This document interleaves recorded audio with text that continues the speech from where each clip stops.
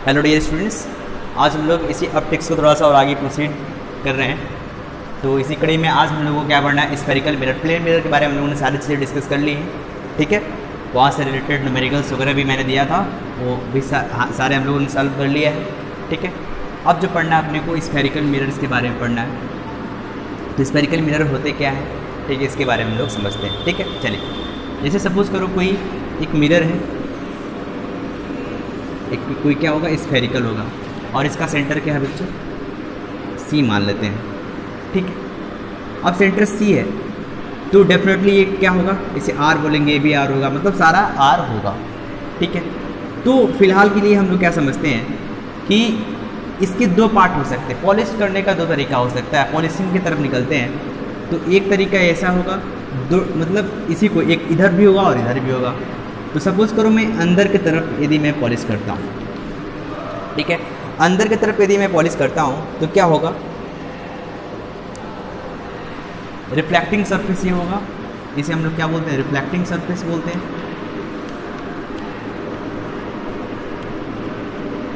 ठीक है। और इसे हम लोग क्या बोलते हैं बच्चों,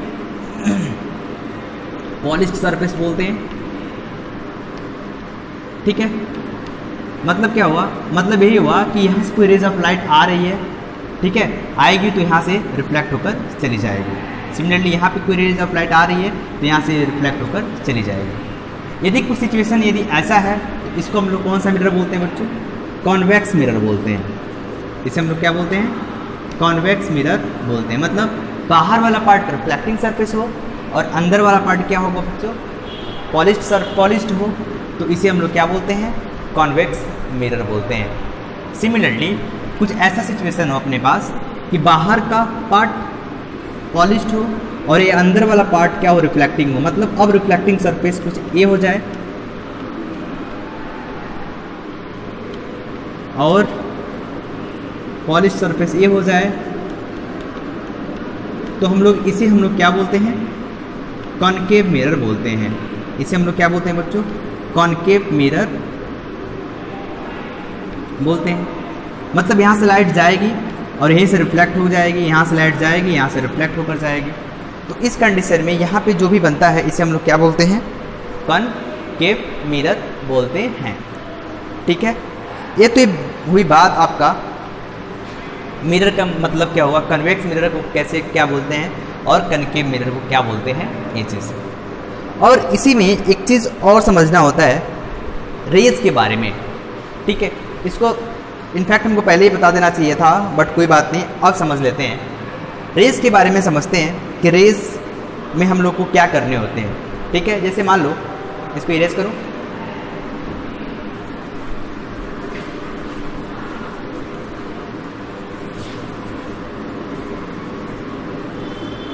टाइप्स ऑफ रेज की तरफ हम लोग थोड़ा सा निकलते हैं। उसके बाद फिर से मैं वापस वहीं पे आ जाऊंगा स्फेरिकल मिरर की तरफ भी, ठीक है। नो डाउट ये भी इसका पार्ट है।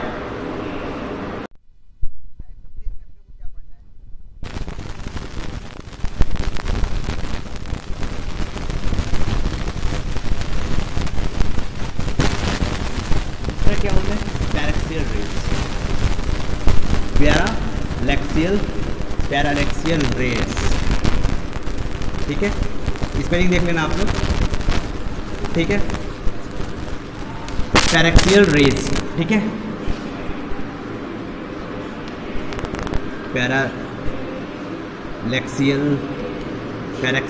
पैराक्सियल होता है ना, चलो,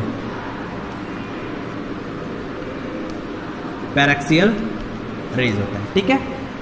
अब ये मार्जिनल रेज क्या होते हैं, पैराक्सियल रेज क्या होते हैं, इसको समझते हैं। सपोज करो कि मिरर है कोई, ठीक है, यहाँ पे आपका बाहर वाला पार्ट पॉलिश्ड है, तो कौन सा मिरर हुआ बच्चों, कॉनकेव मिरर हुआ। तो यहाँ पे यदि अब देखो, यहाँ पे अब इसकी टर्मिनोलॉजी की तरफ चलते हैं, तो यदि ये वाला पार्ट, इस वाले पार्ट को हम लोग क्या बोलते हैं, पोल बोलते हैं। दिस इज व्हाट, पोल। पोल से ही हमारा एक एक्सिस निकलता है, इसे हम लोग क्या बोलते हैं, प्रिंसिपल एक्सिस बोलते हैं। क्या है, प्रिंसिपल एक्सिस बोलते हैं। प्रिंसिपल एक्सिस बोलते हैं। मतलब सपोज करो कि ये स्फेरिकल मिरर है, तो ये सेंटर होता है C, और यहाँ पे इसके एंड पार्ट पे जो एक पॉइंट होता है उसे हम लोग क्या बोलते हैं, पोल बोलते हैं। ठीक है, अब यहाँ पे ध्यान दो कि ठीक है, ये पोल हो गया। अब यहाँ पे जो सेंटर ऑफ कर्वेचर क्या होता है, ये होता है, मतलब इस वाले पार्ट को हम लोग सेंटर ऑफ कर्वेचर बोलते हैं, जहाँ से आपका स्फेरिकल मिरर टूटा होता है, इसका मतलब सेंटर, ये होता है सेंटर ऑफ कर्वेचर। ठीक है, अब हमको तो इसको अभी नहीं समझना, हमको ये समझना है कि ये मार्जिनल रेज और पैरेक्सियल रेज क्या होते हैं। तो यहाँ पे जब लाइट आते हैं बच्चों, तो होता क्या है कि इसके पैरेलली लाइट आते हैं, हो सकता है इधर भी आए इधर भी आए, बट फिलहाल के लिए समझते हैं कि जो रेज ऑफ लाइट आ रही है बच्चों, वो क्या आ रही है, इसके प्रिंसिपल एक्सिस के पैरेलल आ रही है। तो मार्जिनल रेज वो होते हैं जो इस प्रिंसिपल एक्सिस से काफ़ी दूर होते हैं और इसके पैरेलल रेज आते हैं, मतलब इससे दूर होते हैं, तो उसे हम लोग क्या बोलते हैं, मार्जिनल रेज बोलते हैं। यदि जितना ही नज़दीक आता है प्रिंसिपल एक्सिस के, एक पैरेक्सियल की तरफ टेंड करता है, मतलब ये इसके नज़दीक जो जितना नज़दीक होगा वो रेज, उसी को हम लोग क्या बोलते हैं बच्चों, पैरेक्सियल रेज बोलते हैं। ठीक है, उसी को हम लोग क्या बोलते हैं, पैरेक्सियल रेज बोलते हैं। समझ में आ गया, मतलब प्रिंसिपल एक्सिस से वो रेज जो प्रिंसिपल एक्सिस से दूर हो और इसके पैरेलल हो, तो उसे हम लोग क्या बोलते हैं, मार्जिनल रेज बोलते हैं। वैसे रेज जो प्रिंसिपल एक्सिस के पास में हो और वो क्या हो बच्चों, उसके पैरेलल हो, वो क्या होते हैं, पैरेक्सियल रेज कहलाते हैं। ठीक है, अब इसको मैं रेज करूँ, तो रेज के मतलब आप लोग समझ चुके हैं रेज क्या होते हैं। ठीक है, अब हम लोगों ने क्या समझा है, कनकेव मिरर क्या होते हैं, कन्वेक्स मिरर क्या होते हैं, वो भी हम लोगों ने समझ लिया। अब थोड़ा सा इसके छोटे छोटे टर्मिनोलॉजी हैं उसको समझते हैं। जैसे मान लो कि यहाँ पे एक कोई मैंने कनकेव मिरर लिया है, ठीक है, आसान होता है कनकेव मिरर को समझना, इसीलिए मैंने कनकेव मिरर बना दिया। नो डाउट फिगर थोड़ा सा गंदा है, तो कोई बात नहीं, आप लोग कोऑपरेट कर लीजिएगा। तो मैंने यहाँ पे क्या बताया, मैंने आप लोग को यही बताया है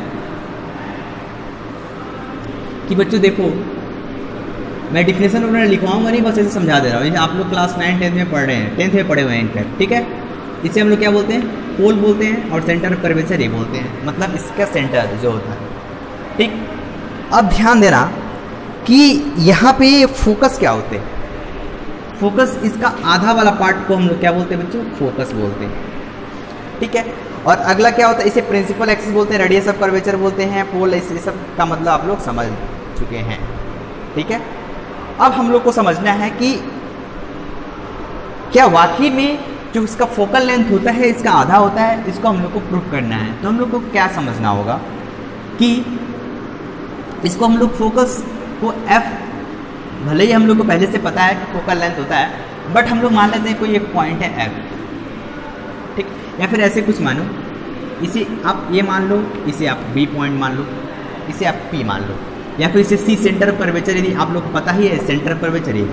मैंने क्या बोला कि ये जो मैं डिराइव कराने जा रहा हूँ बच्चों, वो पैरेक्सियल रेस के लिए कराने जा रहा हूँ, मतलब पैरेक्सियल रेस के लिए ही कराने जा रहा हूँ। ठीक है, पैरेक्सियल रेस के लिए ही कराने जा रहा हूँ, मार्जिनल रेस के लिए वैलिड नहीं होता है। ठीक है, जो मैं रिलेशन जो कराऊंगा आगे, वो सारे के सारे पैरेक्सियल रेस के लिए ही वैलिड होते हैं, मार्जिनल रेस के लिए वैलिड नहीं होते हैं। ठीक है, तो मैं क्या मानता हूँ कि यहाँ से रेज ऑफ लाइट आ रहा है और इस पॉइंट पे जाकर गिर रहा है, इसके पॉइंट पे, और इसके पैरेलल है, तो डेफिनेटली ये क्या होगा, डेफिनेट सी बात है ये यहाँ से रिफ्लेक्ट होकर जाएगा। ठीक है, जब रिफ्लेक्ट होकर जाएगा, इसका क्या मतलब, अब देखो कि यहाँ से पैरेलल है इससे, तो इसके पैरेलल, ये तो लोग बोलते हैं कि मार्जिनल रेज, मार्जिनल रेज कोई जरूर, ध्यान देना एक चीज़, मार्जिनल रेज कोई ज़रूरी नहीं है वो फोकस से होकर ही गुजरे। ठीक है, लेकिन पैरेक्सियल रेज होगा तो 100% इसके पैरेलल वाला रेज जो जाएगा वो किससे जाएगा, इन्फिनिटी से आ रहा है, तो इसका मतलब डेफिनेटली फोकस से होकर गुजरेगा। ठीक है, तो सपोज करो यहाँ से ये लाइट आ रही है, ठीक है, अब ये आप इसको आप नॉर्मल मान लो। ठीक है, इस नॉर्मल को हम लोग, इस नॉर्मल को हम लोग सी पे मीट कराते हैं। ठीक है, कोई पॉइंट सी है, तो ध्यान देना ये एंगल थीटा है। ठीक है, और ये पैरेलल है ये वाला, तो इसका मतलब ये तो डेफिनेटली थीटा एंगल होगा, पता है, क्योंकि क्या होता है angle I equal to angle R से। अब ध्यान दो कि यदि ये दोनों रेज पैरेलल हैं तो डेफिनेट सी बात है ए बी एंगल क्या होगा बच्चों, थीटा होगा। यदि ये थीटा होगा तो बोल सकते हैं एक चीज़ और, थीटा और थीटा कितना हो जाएगा, 2 थीटा हो जाएगा। यहाँ से भी प्रूफ हो गया, ठीक है, इसके पैरेलल है रेज। दूसरा चीज़ यहाँ से भी प्रूफ हो जाएगा ये और ये पैरेलल है, जिसका मतलब ये ट्रांसवर्स लाइन है, तो ये भी एंगल क्या हो जाएगा, 2 थीटा हो जाएगा। बट प्रॉब्लम ये क्रिएट हो रहा है यहाँ पे। अब देखो ए वाली पॉइंट एक्स की वैल्यू क्या है, मान लेते हैं आर है, तो डेफिनेटली मानते नहीं है वो आर होता ही है। क्यों होता है कि आप लोग सर्किल बनाओ, सेंटर ऑफ कर्वेचर से जो डिस्टेंस होता है रेडियस ही तो होता है, तो ये आपका आपने क्या मान लिया, रेडियस। नो डाउट यहाँ से रेडियस है तो ये भी आप इसको क्या मान सकते हो, रेडियस ऑफ कर्वेचर मान सकते हो। इसे हम लोग क्या बोलते हैं, रेडियस ऑफ कर्वेचर मानते हैं, ठीक है। अब देखो सॉरी, ठीक है। अब यहाँ से आप लोग को सॉरी, आप लोग को मैंने इंटरप्ट किया है, ठीक है। उसके पीछे कुछ रीज़न ये है कि बच्चों आज जो मैंने वीडियो शूट कर रहा हूँ, पता नहीं क्या हो रहा है कि एक बार मैंने शूट किया उसके बाद फिर से रिटेक लेना पड़ रहा है। ऐसा इसलिए कि वहाँ पे शूट कर रहा हूँ, उसके बाद जा रहा हूँ आवाज़ सुनने, तो वहाँ पे आवाज़ ही नहीं आ रहा। इसीलिए देखे होंगे बीच में मैंने एक बार इंटरप्ट किया है, ठीक है। अब शायद फिर से इंटरप्ट करके एक बार सुन लेता हूँ, ताकि फिर से आवाज़ आ रही है, आ तो नहीं रही है, यदि नुकसान होगा तो थोड़ा सा ही नुकसान होगा, ठीक है। 1 मिनट थोड़ा सा मैं इंटरप्ट करता हूँ, सॉरी फॉर योर इंटरप्शन। चलो ठीक है, सॉरी। अब देखो मैंने क्या बोला, ये सेंटर ऑफ कर्वेचर होता है, रेडियस आर हो गया, ये आर हो गया, और यहाँ से रेज आ रही हैं इसके पैरेलल, और ध्यान देना है हमेशा पैरेलल रेज के लिए मैं डिफाइन कर रहा हूँ, ठीक है। मैं ये प्रूव करना चाह रहा हूँ कि जो फोकल लेंथ होता है वो रेडियस ऑफ कर्वेचर का आधा होता है। मतलब ये वाली जो केस होती है वो r/2 होती है। वो कैसे होती है उसको मैं प्रूव करने का प्रयास कर रहा हूँ। तो कैसे कर रहा हूँ, ध्यान देना। ये एंगल थीटा है तो ये भी एंगल थीटा होगा, क्योंकि ये पैरेलल होगी, इसका मतलब ये यहाँ से गुजरेगी तो अल्टरनेट एंगल थीटा, और ये एंगल थीटा होगा क्योंकि ये क्या है, नॉर्मल है, इसके नॉर्मल है। ये थीटा होगा तो ये भी थीटा होगा, और ये 2 थीटा, और ये 2 थीटा होगा तो ये कितना होगा, 180 - 2 थीटा होगा। क्लियर है। अब ध्यान दो, इस वाले ट्रायंगल को लो ABC, ठीक है। इसमें आप क्या यूज़ करो, एक साइन रूल होता है जो आप लोग पढ़ चुके होंगे। तो साइन रूल कैसे मैंने यूज़ किया, r/sin A, मतलब r/sin 180 - 2 थीटा। क्लियर है। साइन 180 इसका सामने वाला एंगल को लिया, दिस इज इक्वल टू ये वाला लेना पड़ेगा CB अपॉन साइन थीटा, ठीक है। अब देखो r/sin 180 - थीटा क्या होता है, साइन थीटा होता है, इसका मतलब यहाँ पे साइन 2 थीटा हो गया, CB upon sine theta. Clear है। अब इसको मैंने सॉल्व किया है r/2 sine theta × cos theta, तो साइन थीटा से साइन थीटा कैंसिल, इसका मतलब 2 cos थीटा होगा। चलो बायोलॉजी वाले बच्चों के लिए थोड़ा सा करना पड़ेगा। r/2 sine theta × cos theta is equal to CB upon sine theta होगा। साइन थीटा से साइन थीटा कैंसिल, इसका मतलब CB इज इक्वल टू क्या हो गया, r/2 cos थीटा हो गया। मतलब ये हुआ कि CB की वैल्यू कितनी आ गई, r/2 cos थीटा आ गई। अपने को क्या निकालना है, PV निकालना है। तो PV इज इक्वल टू क्या होता है बच्चों, टोटल PC माइनस BC, ठीक है। PC कितनी है, R है, रेडियस ऑफ कर्वेचर, इसमें कोई डाउट नहीं है। BC की वैल्यू मैंने निकाल रखा है r/2 cos थीटा, ठीक है। ये होगा आपका PV की वैल्यू, इसकी वैल्यू होगी, ठीक है। ये जो मैंने प्रूव किया है। अब जो फोकल लेंथ होता है, अब मैं क्या कराने के लिए प्रयास कर रहा हूँ, आप लोग को क्या बताने का प्रयास कर रहा हूँ, ध्यान देना। थोड़ा सा मेरा स्ट्रेटेजी क्या थी, मैंने क्या किया कि इसको मैंने, आप लोग सोचे होंगे कि इन्होंने क्या, कौन सा रेज मैंने माना। सबसे पहले मैंने माना है कि ये क्या है, पैरेक्सियल रेज है। पैरेक्सियल रेज है तभी ये फॉलो होता है, पहला चीज़। दूसरा चीज़, ये पैरेक्सियल रेज यदि होता है, यदि ये पैरेक्सियल रेज मैंने माना हुआ है, तो इसका मतलब इससे एकदम काफ़ी क्लोज आना चाहिए, एक क्लोज आना चाहिए। अब यहाँ पे तो मैंने पैरेक्सियल रेज करके मैं डिराइव नहीं कर सकता, ठीक है। उसको थोड़ा सा मैंने एक्सटेंड किया हुआ है तो यहाँ पे आप लोग देख रहे हो यदि इसके क्लोज आएगा तो इसका मतलब क्या है, थीटा की वैल्यू क्या होगी, वेरी स्मॉल होगी। थीटा की वैल्यू बहुत स्मॉल होगी, इसका मतलब ये हुआ कि थीटा टेंड्स टू 0 होगा। जब थीटा टेंड्स टू 0 होगा, यहाँ पे देखो अप्रोक्सीमेशन से पता चलता है कि यदि ये पैराक्सियल रेज होता है तभी इस पीवी की वैल्यू क्या आएगी, r/2 आएगी। कैसे आएगी देखो, बट इसको मैं अरेंज करूं, फॉर पैराक्सियल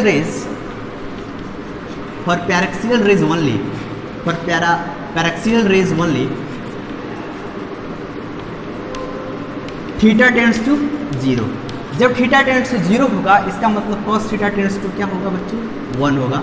तो इस कंडीशन में जो पीवी की वैल्यू होगी वो कितनी होगी, r/2 cos थीटा की value cos theta tends to 1, इसका मतलब ये 1 होगी।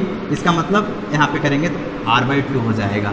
मतलब इस फोकल लेंथ, अब हम लोग ड्राइव बोल सकते हैं कि देखिए पैराक्सियल रेज होगा तभी ये क्या होगा, r/2 होगा। यदि ये पैराक्सियल रेज नहीं है तो इसकी जो लेंथ होगी वो कितनी होगी, r/2 cos थीटा होगी।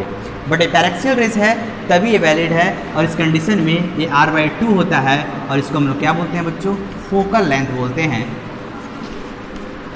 और यहाँ पे इसको हम लोग क्या बोल देते हैं, फोकस बोलते हैं।